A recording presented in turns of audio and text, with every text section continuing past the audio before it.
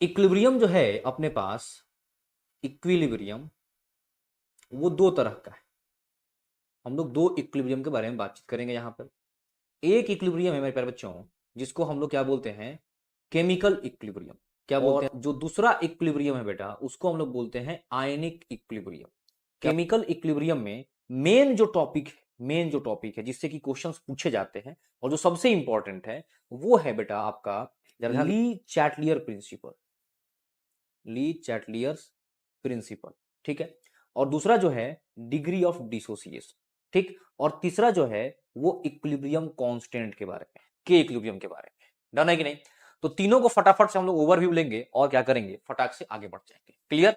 अच्छा, फिर सर आयनिक में क्या करेंगे? मेरे प्यारे बच्चों, आयनिक में मैं सबसे पहले आप लोगों को बताऊंगा, क्योंकि पूरे आयनिक में मेन चीज एक ही है, वो क्या है सर? पीएच को कैलकुलेट करना क्या है। उसके बाद हम लोग बात करेंगे सर पीएच कैलकुलेशन इन, पहला हम लोग देखेंगे डिसोसिएशन के केस में, दूसरा देखेंगे हम लोग हाइड्रोलिसिस के केस में, है ना, हाइड्रोलिसिस के केस में, और तीसरा देखेंगे बेटा हम लोग बफर सॉल्यूशन के केस में, ठीक है।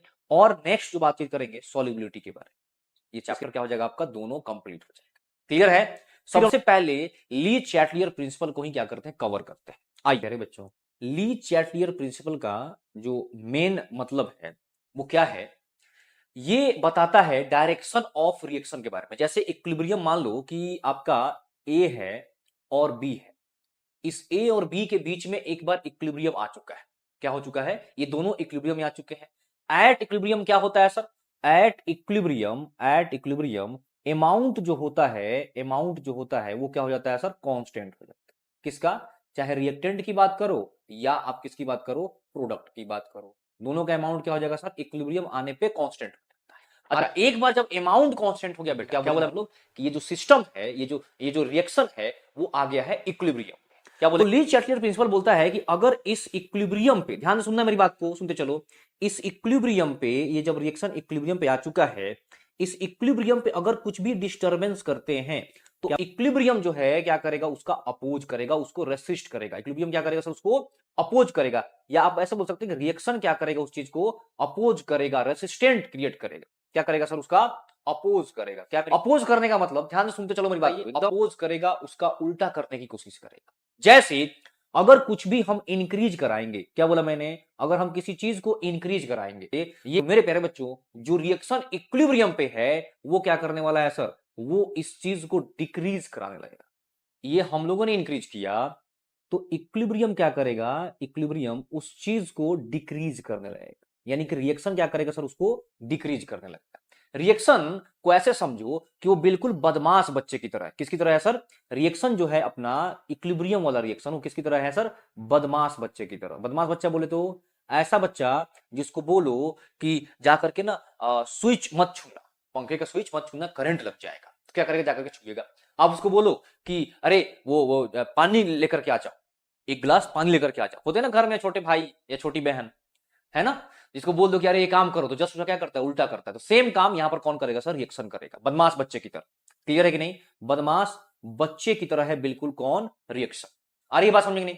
हम लोग जो बोलेंगे जस्ट उसका क्या करने वाला है? उल्टा करने वाला है। हम लोग कुछ इंक्रीज कराएंगे, वो क्या करेगा? डिक्रीज करेगा। या उल्टा बोलो, अगर आप डिक्रीज कराओगे किसी चीज को, आप डिक्रीज कराओगे तो वो क्या करेगा सर? इंक्रीज करा देगा। वो क्या करेगा? उस चीज को इंक्रीज कर देगा। क्या मेरी बात को समझ पाएगी नहीं? हाँ या ना? मेरे आ रहा है बात समझ में? हाँ या ना? एक बार फटाफट से जल्दी से बता दो थम्स अप करके कि हाँ सर क्लियर। जल्दी से फटाफट जरा बताइए तो, क्या ये मेरी बात आपको समझ में आ गई? एक बार जरा जल्दी से फटाफट से बता दीजिए अगर बदमाश बच्चे की कहानी आपको समझ में आ गई। एक बार जरा जल्दी से मुझे बता दो।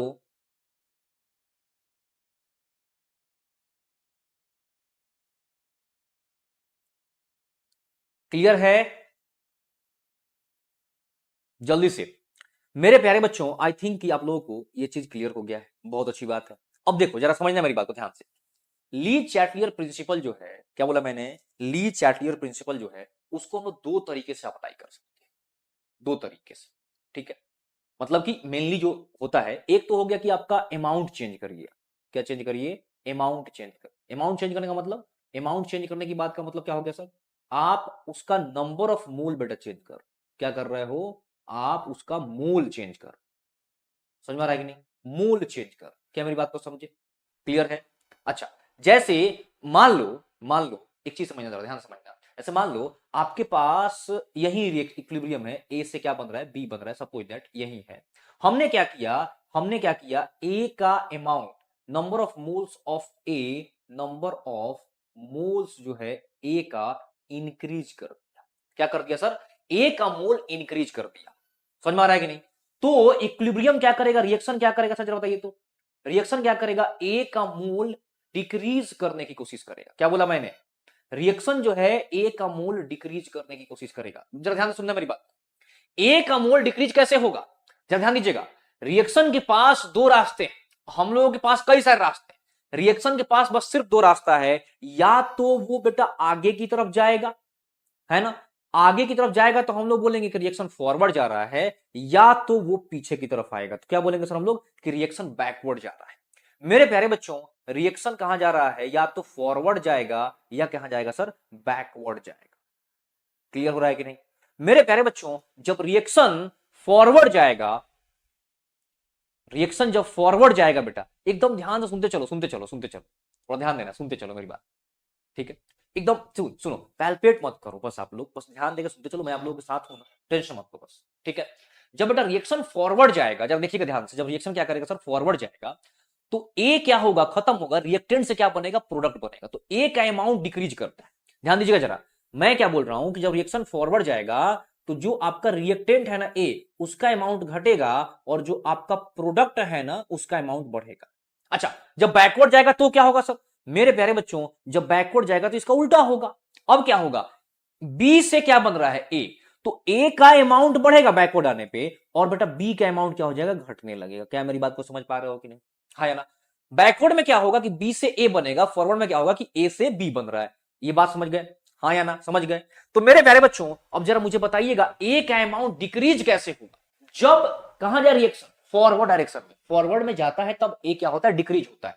तो इक्विलिब्रियम किधर शिफ्ट करेगा सर, इक्विलिब्रियम शिफ्ट्स इन कहां पर, फॉरवर्ड डायरेक्शन। मैं ये बोल दूं यहीं पे, मैं सर मैंने क्या किया, मैं बी का नंबर ऑफ मोल डिक्रीज करा, बी को कम कर, बी को निकालने लगा, मैं बी को कम करने लगा, तो जरा बताइए क्या होगा। मेरे प्यारे बच्चों, जैसे ही बी कम करेंगे, क्या बोला मैंने, जैसे ही बी कम करेंगे, बी को डिक्रीज करेंगे, कम करेंगे बी को, तो जरा बताओ क्या होगा, बी जैसे ही कम होगा, ध्यान से सुनना मेरी बात को, बी को कम करेंगे तो क्या होगा, क्या करेगा, बी को इंक्रीज कराने की कोशिश करेगा। कैसे बी इंक्रीज होगा बेटा, जब रिएक्शन कहां जाएगा, आगे, बी कब बढ़ता है, जब रिएक्शन कहां जाता है, फॉरवर्ड डायरेक्शन में। तो क्या जवाब होगा जरा बताइए, इक्विलिब्रियम बेटा कहां जाएगा, फॉरवर्ड डायरेक्शन, इक्विलिब्रियम कहां जाएगा सर, फॉरवर्ड डायरेक्शन में चला जाएगा। क्लियर हुआ कि नहीं, हाँ या ना, आ गया समझ में यहां तक।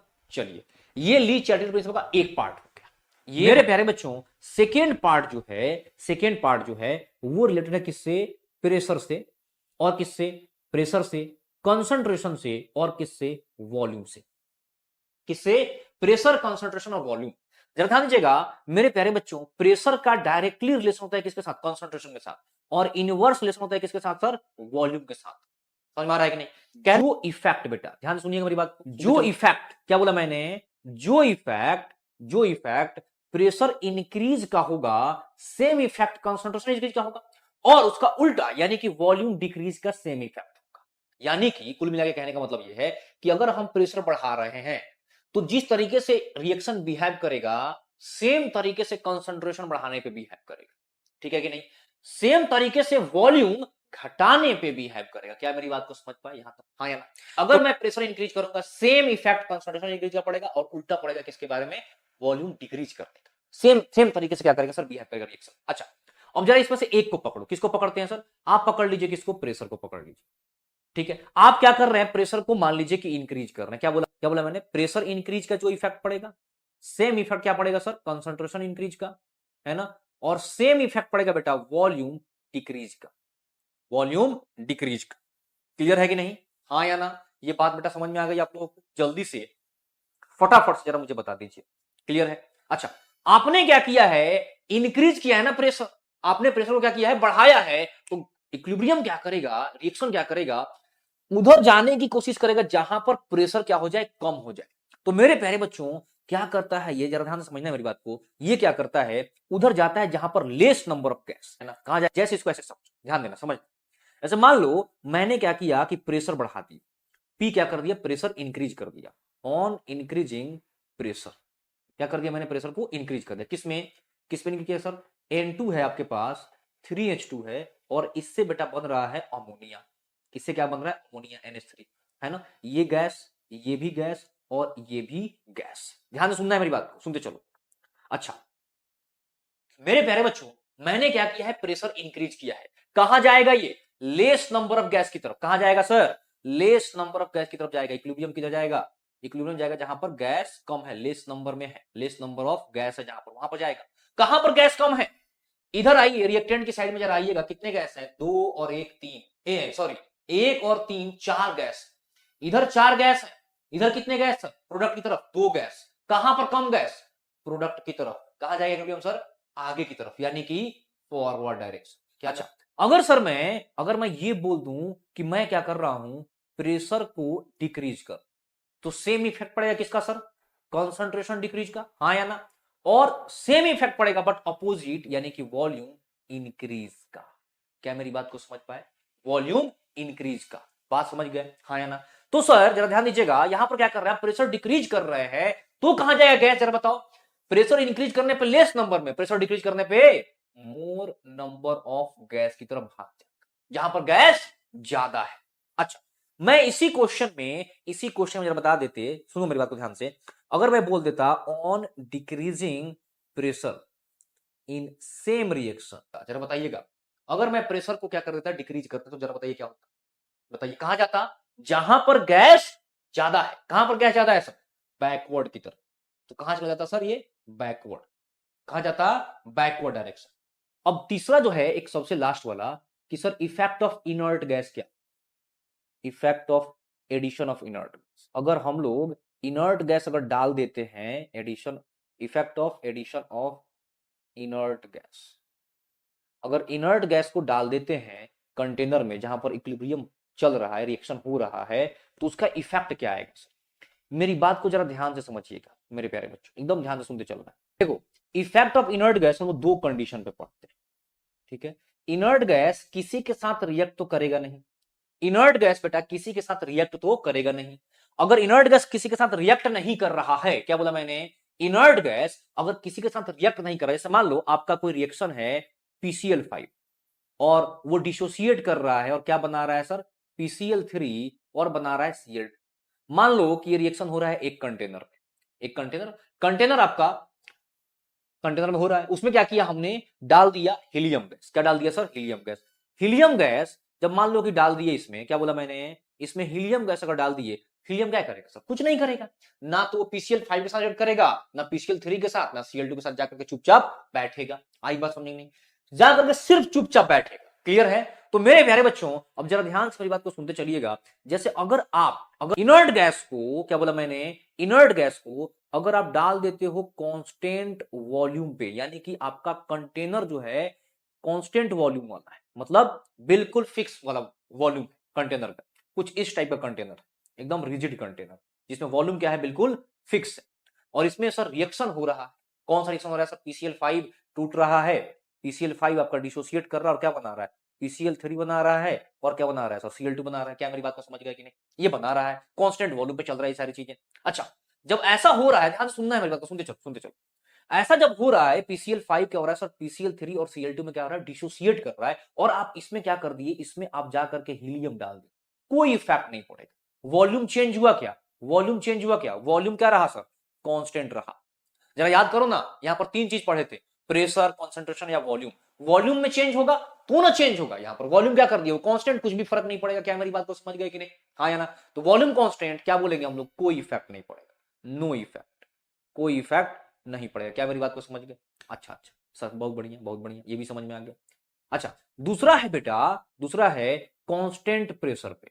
अच्छा जरा याद करिए, मैंने कई बार बोला है कि कांस्टेंट प्रेशर तब होगा जब वॉल्यूम क्या हो, चेंज। प्रेशर कांस्टेंट तब होगा जब वॉल्यूम क्या हो बेटा, चेंज हो, हाँ या ना। तो अब जरा ध्यान दीजिएगा, मेरी बात को समझिएगा सर। प्रेशर बेटा कांस्टेंट तब होगा जब वॉल्यूम क्या होगा आपका चेंज।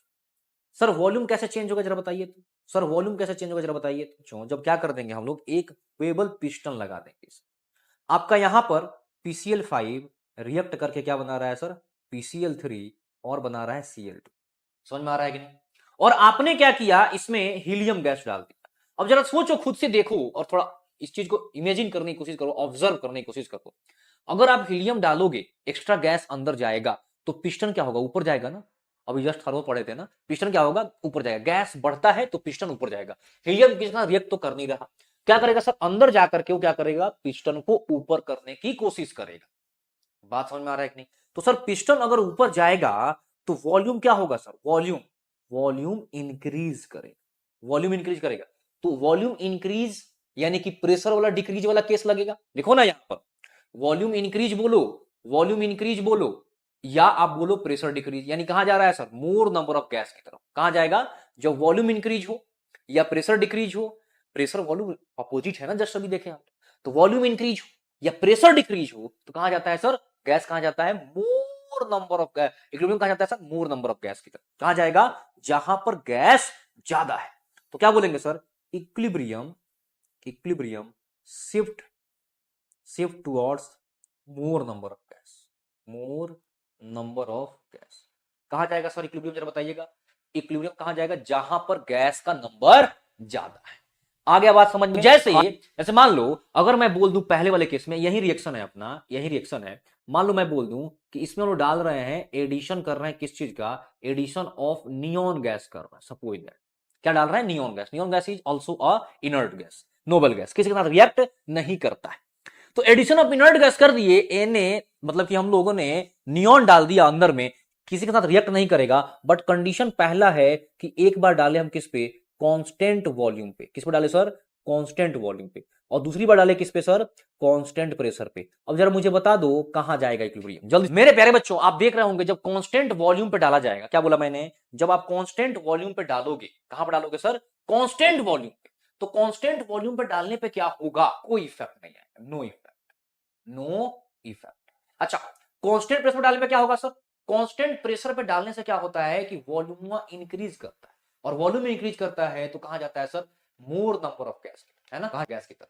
क्लियर है कि नहीं, कहा जाता है सर, जहां पर गैस का नंबर क्या हो, ज्यादा। वॉल्यूम इंक्रीज करने से प्रेशर डिक्रीज होता है, क्या होता है, प्रेशर डिक्रीज होता है। ठीक है कि नहीं, तो वो वाला केस लगता है ना, वॉल्यूम इंक्रीज, प्रेशर डिक्रीज, या आपका क्या बोलते हैं, कंसंट्रेशन इंक्रीज। डन है कि नहीं। तो कहां जाएगा सर, जरा बता दो इसमें, इसमें कहां जाएगा, जहां पर गैस ज्यादा है। इधर एक गैस, इधर दो गैस, कहां जाएगा सर, आगे की तरफ जाएगा, जहां पर गैस ज्यादा है। कहां चला जाएगा, फॉरवर्ड डायरेक्शन।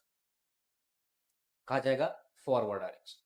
अब यही चीज रेगुलर क्लास होता तो इसको बड़ा अच्छे से समझा देते, बट अभी क्या है, इतना समझा दिया है, इतना बता दिया है कि आप आराम से क्वेश्चन को सॉल्व करके चले आएंगे, कहीं से कोई दिक्कत नहीं होगी। बस इसको याद रखना है कि कांस्टेंट प्रेशर में कहा जाएगा sir, more number of gas की तरफ।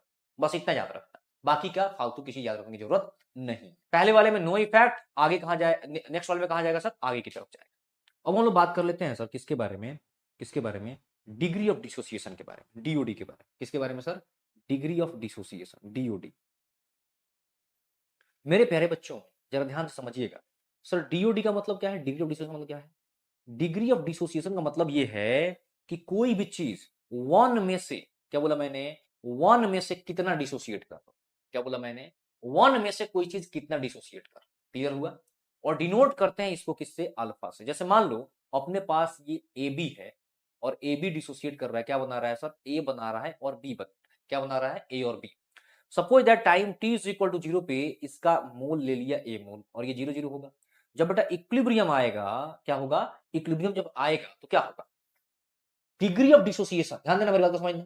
डिग्री ऑफ डिसोसिएशन के फॉर्म में इसको कैसे लिखेंगे, नॉर्मल x के फॉर्म में कैसे लिखोगे, आप लिखोगे a माइनस एक्स, ये x और ये x, यहां पर 2 लगा होता, कहां पर, इसके आगे, तो क्या लिखते आप यहां पर 2x लिख देते। क्या लिख देते सर, 2x लिख देते। क्या मेरी बात को समझ पाएगी, नहीं समझ गए, हाँ यार। अच्छा थोड़ा सा और समझना, मेरी बात को ध्यान देना। अगर कुछ रिएक्शन इस तरह का होता, ए से क्या बनता सर, यहाँ पर बी और बनता सी। सपोज दैट मैं सारा चीज बता दे रहा हूँ आपको, ध्यान देना। मान लो यहाँ पर 2 लगा हो तो क्या करते सर, क्या करते जरा बताइए, और यहाँ पर 2 लगा हो तो क्या करते, मैं क्या करता यहाँ पर 2x कर देता, है ना। जो मोल का जो स्टाइकोमेट्रिक रेशियो है उसी रेशियो में क्या चलेगा सर, मोल चलेगा। और इसका क्या है सर, 1 है और इसका क्या है 2 है, बस सिंपल हो गया। अच्छा मान लीजिए सर यहाँ पर 3 होता तो क्या करते, तो यहाँ पर 3 से मल्टीप्लाई कर देते, बात समझ में आ रहा है कि नहीं, 3 से कर देते, क्लियर हो रहा है। अब इसी चीज को मेरे प्यारे बच्चों, ये जो लिखा गया ना a minus x, a minus क्या बोला गया, x बोला गया। अब जरा ध्यान से समझिएगा, अगर यही चीज डिग्री ऑफ डिसोसिएशन का टर्म में लिखना हो, ये तो मैंने लिख दिया x के टर्म में, नॉर्मल डिसोसिएशन का टर्म, तो क्या लिखते, डिग्री ऑफ डिसोसिएशन टर्म में लिखने का एक ही तरीका है, कैसे लिखते हैं, a इंटू 1 माइनस, वहां पर 2 3 5 4 से मल्टीप्लाई नहीं करते, फिर क्या करते हैं, फिर क्या करते हैं हम लोग, सामने a अल्फा और a अल्फा लिख देते हैं, फिर क्या करते हैं उसके बाद, अगर इसका कुछ स्टाइकोमेट्रिक कोफिशिएंट यानी कि रिएक्टेंट का, तो क्या करते हैं, जाकर के डिवाइड कर देते हैं उससे। सपोज दैट कि इसका स्टाइकोमेट्रिक कोफिशिएंट 2 है, तो मैं क्या करता है यहाँ पर 2 से डिवाइड और यहाँ पर भी 2 से डिवाइड, और जो इसका स्टाइकोमेट्रिक कोफिशिएंट है उससे क्या कर देते हैं, मल्टीप्लाई। क्या मेरी बात को समझ में आ गया कि नहीं। मान लो बेटा इसका स्टाइकोमेट्रिक कोफिशिएंट 3 होता तो क्या करता मैं यहाँ पर 3 से डिवाइड, आई बात समझ में, क्या करता मैं यहाँ पर 3 से डिवाइड। मान लो इसका स्टाइकोमेट्रिक कोफिशिएंट सपोज दैट कि 2 होता तो क्या करता मैं यहाँ पर, जरा बताओ, यहाँ पर 2 से मल्टीप्लाई, 2 से मल्टीप्लाई। तो जो रिएक्टेंट वाला है उसको, जो रिएक्टेंट वाला है उसको डिवाइड करते हैं, जो प्रोडक्ट वाला है उसको मल्टीप्लाई करते हैं, ठीक है कि नहीं। अच्छा सर इस चीज को एक्स के टर्म में कैसे लिखते जरा बताइए, एक्स के टर्म में कैसे लिखते, यहां पर 3x, यहां पर 2 और वहां पर 2, बस बात खत्म। तो एक्स वाला भी बता दिया मैंने और अल्फा वाला भी बता दिया, अल्फा वाला बिल्कुल फिक्स है, a इंटू 1 माइनस, फिक्स है, कोई लफड़ा नहीं। क्या मेरी बात को समझ पाएगी नहीं, हाँ या ना। जैसे मान लो मैं एक रिएक्शन देता हूं आपको, जैसे कि 2a से बन रहा है कुछ ऐसा 2b प्लस c, जरा इसको आप x के टर्म में भी लिख के बताइए कैसे लिखेंगे। मान लीजिए कि a है, ये 0 0 होगा, x के टर्म में बेटा कैसे लिखेंगे जरा बताइए, तो दोनों टर्म में लिख सकते हो, x के टर्म में या अल्फा के टर्म, कैसे लिखेंगे x के टर्म में, x के टर्म में लिखेंगे a माइनस 2x, ये 2x और ये x, सिंपल सी बात है। अल्फा के टर्म में बेटा इसको एकदम फिक्स है, a minus a into 1 minus, आगे a अल्फा, a अल्फा। अब क्या करेंगे सर, जो प्रोडक्ट का स्टाइकोमेट्रिक कोफिशिएंट है, प्रोडक्ट का स्टाइकोमेट्रिक वो मल्टीप्लाई कर देंगे और जो रिएक्टेंट का उसे डिवाइड कर देंगे। अगर इतना लिखना सीख गए तो मैं बाकी का चीज करवा, डन है। और उसका क्या करते हैं सर, इक्विलिब्रियम लिख देते हैं, के इक्विलिब्रियम कैसे लिखेंगे सर, इक्विलिब्रियम कैसे लिखेंगे, कंसंट्रेशन ऑफ P का पावर 3, कंसंट्रेशन ऑफ C का power 2 upon concentration of A का पावर 3, बस बात खत्म। जो स्टाइकोमेट्रिक कोफिशिएंट है वो क्या बन जाता है, पावर। और यहाँ जो कंसंट्रेशन लिखा गया है वो किसका कंसंट्रेशन, इक्विलिब्रियम का कंसंट्रेशन। यहाँ जब इक्विलिब्रियम अचीव कर लिया है तब आप चाहो एक्स का टर्म में लिख दो या चाहो तो आप अल्फा का टर्म में लिख सकते हो। अल्फा का टर्म में लिखना थोड़ा सा इजी पड़ता है, क्यों, क्योंकि ये जो है ना अल्फा, अल्फा का वैल्यू जो है वो फिक्स है। क्या फिक्स है, कैसे फिक्स है सर, अल्फा जो है, अल्फा मिनिमम 0 हो सकता है और अल्फा जो है मैक्सिमम जो है वो 1 हो सकता है, उससे ज्यादा नहीं होगा। अल्फा मिनिमम क्या हो सकता है सर, 0 और मैक्सिमम क्या हो सकता है 1, इससे ज्यादा नहीं होगा। दूसरी चीज, अगर अल्फा की value very very less than 1 आती है, क्या आती है, अल्फा की वैल्यू अगर मान लो कि 0.1 से छोटी आ रही है, कितने से, 0.1 से छोटी, तो हम लोग क्या बोलेंगे कि alpha very very less than 1। और अल्फा जब वेरी वेरी लेस देन 1 होता है तो हम लोग फटाफट से क्या करते हैं, अल्फा कैलकुलेट करते हैं, कैसे, के बाई सी करके, रूट अंडर के बाई सी करके। इसलिए अल्फा जो है थोड़ा सा इंपॉर्टेंट हो जाता है। अगर एक्स के टर्म में मान लो हमको लिखना पड़ेगा तो पूरा इक्वेशन सॉल्व करना पड़ेगा। अल्फा के टर्म में अगर हम डायरेक्टली क्या करते हैं, डायरेक्ट इससे सॉल्व करते हैं, किससे, अल्फा के टर्म में। क्या मेरी बात को समझ पाए कि नहीं, हाँ या ना, समझ गए। इससे के बाई सी करो, अगर के बाई सी करे, अल्फा की वैल्यू 0.1 से छोटी आ गई तो बहुत अच्छी बात है, नहीं आई तो आप पूरा सॉल्व करिए, फिर कुछ नहीं कर सकते। आ रहा है समझ में कि नहीं। अभी हम लोग क्वेश्चन भी देखेंगे, कोई दिक्कत की बात नहीं। इंपॉर्टेंट है बेटा, पता है क्या, आपको जो ये दिया रहता है दिया रहता, ये बारे किसके बारे में सर, इक्विलिब्रियम कांस्टेंट के बारे में। किसके बारे में है, इक्विलिब्रियम कांस्टेंट के बारे में। क्या है इसके बारे में सर, बताइए जरा मेरे प्यारे बच्चों। इक्विलिब्रियम कांस्टेंट के बारे में क्या है कहानी, कि इक्विलिब्रियम कांस्टेंट जो है वो दो चीज के ऊपर डिपेंड करता है। किससे किसके ऊपर डिपेंड करता है सर, डिपेंड करता है एक चीज तो टेम्परेचर के ऊपर, किसके ऊपर, टेम्परेचर के ऊपर, और दूसरा डिपेंड करता है स्टाइकियोमेट्रिक कोफिशिएंट के, एक टेम्परेचर के ऊपर, दूसरा स्टाइकोमेट्रिक कोफिशिएंट के ऊपर। यानी कि अगर टेम्परेचर चेंज करोगे तो के की वैल्यू क्या हो जाएगी, चेंज हो जाएगी। कैसे निकालेंगे सर, एकदम इजी है, कैसे निकालेंगे, log k2 upon k1 is equal to delta H upon 2.3 R 1 upon T1 minus 1 upon T2। इस फॉर्मूले से क्या कर लेंगे सर हम लोग, निकाल लेंगे, कैलकुलेट करके, ठीक है। मान लो आपको K1 पता है, आपको K1 पता है, T1 T2 दिया रहेगा, डेल्टा H वैल्यू पता रहेगी, तो आप K2 क्या कर सकते हो, निकाल सकते हो। बट आपसे इस पे क्वेश्चन नहीं पूछेगा। क्या बोला मैंने? इस पे क्वेश्चन नहीं पूछे, क्यों? क्योंकि बहुत कैलकुलेटिव होता है। किस पे पूछेगा सर? आपसे पूछेगा बेटा स्टाइक्योमेट्री कोफिशिएंट से। किससे पूछेगा? Stoichiometry coefficient. जरा मेरी बात को ध्यान से सुनना है। जैसे मान लो अपने पास रिएक्शन है क्या, ए से बी। क्या रिएक्शन है सर? ए से बी। इसका कुछ इक्विलिब्रियम कांस्टेंट मान लो के। अगर इस रिएक्शन को उल्टा कर देते हैं, रिवर्स कर देते हैं, यानी क्या कर देते हैं सर, बी से ए कर देंगे, तो क्या हो जाएगा आपका इक्विलिब्रियम कांस्टेंट 1/k हो जाएगा। क्या हो जाएगा? रिवर इनवर्स हो जाएगा। बात समझ में आ रहा है कि नहीं? अच्छा, अब जरा ध्यान देना, समझना है। मान लो इसमें इसमें मैं 2 से मल्टीप्लाई कर दूं, यानी कि मैं क्या कर दूं, 2a और क्या कर दूं सर, 2b। 2a और 2b कर दूं। क्लियर है कि नहीं? तो क्या होता है, जो मल्टीप्लाई किया है ना जिस चीज से, वो क्या बन जाएगा, उसका पावर। यानी कि इस नए रिएक्शन का इक्विलिब्रियम कांस्टेंट जो होगा वो क्या हो जाएगा सर, k² हो जाएगा। क्या हो जाएगा? k²। आ रहा है समझ में कि नहीं? अच्छा, मान लो कि मैं 3 से मल्टीप्लाई कर दूं तो 3 हो जाएगा पावर। 5 से कर दूं तो 5 हो जाएगा पावर। अच्छा सर, मैं अगर इसको 2 से डिवाइड कर दूं तो, जैसे मान लो कि ये रिएक्शन R1 है, मैं अगर R1 को 2 से डिवाइड कर दूं तो, मेरे प्यारे बच्चों जरा ध्यान से मेरी बात को समझिएगा सर। 2 से डिवाइड करने का मतलब क्या है? इसका मतलब क्या है बेटा? इसका मतलब यही ना है कि आप क्या कर रहे हो, रिएक्शन R1 को उल्टा कर दो, यानी कि 1/2 से क्या कर रहे हो, मल्टीप्लाई कर रहे हो। क्या कर रहे हो? 1/2 से मल्टीप्लाई कर रहे हो। मेरी बात को समझ पा रहे हो कि नहीं? क्या कर रहे हो? 1/2 से मल्टीप्लाई कर रहे हो। बात समझ पाए? तो क्या करेंगे सर, बताइए फटाफट से। 1/2 से मल्टीप्लाई करने का मतलब क्या हो गया? आप पावर में लगाते हो उसको, सिंपल सी बात है। यानी कि ये हो जाएगा कुछ इस तरीके से रिएक्शन दिखेगा आपको, ऐसे रिएक्शन दिखेगा, और इसका k कितना आएगा, k का पावर 1/2। दैट्स इट, बात खत्म। मान लीजिए मेरे पास दो रिएक्शन है, ए से बन रहा है कुछ सी, और बी से मान लीजिए बन रहा है डी। ऐसा सपोज दैट इसका सर K1 है और इसका क्या है, K2 है। इन दोनों को मैं जोड़ देता हूं, यानी कि a प्लस बी कर देता हूं, और क्या कर देता हूं, C प्लस डी। तो इसका क्या हो जाएगा सर, इन दोनों रिएक्शन को जोड़ा गया है ना, तो इनका K मल्टीप्लाई हो जाता है। जब बेटा रिएक्शन को जोड़ते हैं तो K की वैल्यू क्या हो जाती है, मल्टीप्लाई हो जाती है। क्या मेरी बात को समझ पाएगी नहीं? अच्छा, अगर सर माइनस कर दूं तो, ये जैसे R1 है, ये R2 है, यहां पर क्या किया मैंने, 1 और 2 को ऐड कर दिया। अगर मैं 1 और 2 को सब्ट्रैक्ट कर दूं तो क्या होगा? मेरे प्यारे बच्चों, सब्ट्रैक्ट करने का मतलब क्या है कि आप रिवर्स करके ऐड कर रहे हो। सब्ट्रैक्शन का मतलब क्या है कि आप रिवर्स करके ऐड कर रहे हैं, यानी कि पहला तो जैसा था वैसा ही रहेगा। ए से सी बन रहा है, ये क्या हो गया, जो -2 का मतलब क्या हो गया कि 2 जो है उसको आपने रिवर्स कर दिया। यानी कि आपने क्या कर दिया, डी से आप क्या कर रहे हैं, बी बना रहे हैं। डी से क्या कर रहे हैं सर, बी बना रहे हैं। इसका अगर इसका K1 है तो ये कितना हो जाएगा सर, 1/K2। रिवर्स किए हो ना, तो 1/K2। अब इनको ऐड कर देंगे, यानी a प्लस डी से सर क्या बनेगा, बी प्लस सी बनेगा, या सी प्लस बी बनेगा, जो भी बोलो।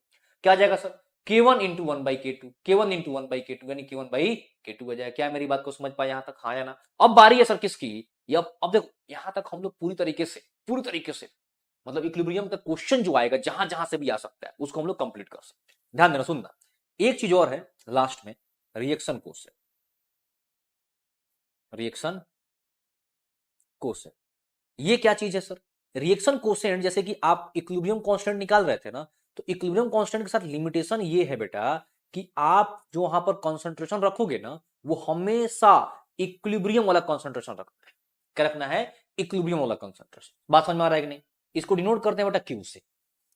इसमें क्या है कि आप इसमें किसी भी टाइम का कंसंट्रेशन रख सकते हो, कंसंट्रेशन एट एनी टाइम, किसी भी टाइम का रख सकते हो, जब मन करे तब रख दो, जिस समय का मन करे उस समय का कंसंट्रेशन रख दो।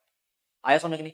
इक्विलिब्रियम में आप सिर्फ और सिर्फ क्या कर रहे थे, के इक्विलिब्रियम के समय में क्या कर रहे थे, जब रिएक्शन इक्विलिब्रियम में था उस समय का ही कंसंट्रेशन डाल रहे थे। यहां पर क्या कर सकते हो, चाहे आप जिस समय का भी डाल दो, कोई दिक्कत की बात नहीं है। रिएक्शन कोसेंट क्यू की बात कर रहे हैं, कंसंट्रेशन एट एनी टाइम, किसी भी टाइम पे लिख सकते हो इसको। समझ में आ रहा है कि नहीं? अगर मान लो क्यू की वैल्यू छोटी आती है केस, क्यू की वैल्यू क्या आती है, छोटी, तो आप बोलोगे कि अभी रिएक्शन अभी होने वाला है, क्यू की वैल्यू क्या आ रही है, छोटी आ रही है, तो क्या होगा, रिएक्शन अभी कहां जाएगा सर, फॉरवर्ड डायरेक्शन। कहां जाएगा, फॉरवर्ड डायरेक्शन। आ रहा है बात समझ नहीं? अच्छा, क्यू की वैल्यू अगर बड़ी आ गई, क्यू ज्यादा हो गई, इसका मतलब क्या है, रिएक्शन कहां जाएगा सर, बैकवर्ड डायरेक्शन में। क्यू अगर ज्यादा आ रहा है मतलब रिएक्शन कहां जा रहा है सर, बैकवर्ड डायरेक्शन में जाएगा। बात समझ में आ रहा है कि नहीं? अच्छा, क्यू और के दोनों बराबर हो गए तो क्या होगा सर, रिएक्शन किस पे है, इक्विलिब्रियम। रिएक्शन किस पे है, इक्विलिब्रियम में। मेरी बात को समझ पा रहे हो कि नहीं? अच्छा, एक तरीके से ये जो है ये ना डायरेक्शन बता रहा है, मतलब समझ में आ रहा है कि नहीं? क्या कर रहा है सर? डायरेक्शन बता रहा है। यहां तक बात समझ में आ रहा है कि नहीं? अगर Q छोटा है तो फॉरवर्ड जाएगा, Q बड़ा है तो बैकवर्ड जाएगा, और Q बराबर है तो कहां पर है वो? इक्विलिब्रियम में। आ रहा है बात समझ में?